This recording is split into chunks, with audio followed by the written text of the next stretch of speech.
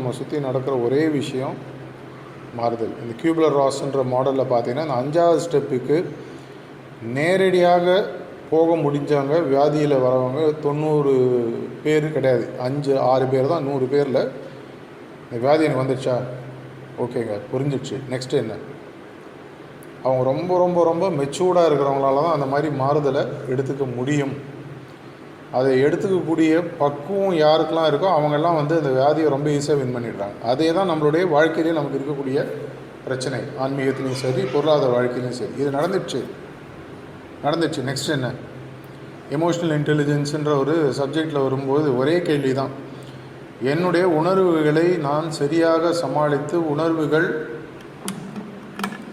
என்னுடைய உணர்வுகள் என்னை பாதிக்காமல் இருக்கணும் அப்படின்னு சொன்னால் ஃபஸ்ட்டு கேள்வி, ஒரே கேள்வி என்னை கேட்க வேண்டியது இதுதான், வாட் நெக்ஸ்ட், அடுத்தது என்ன?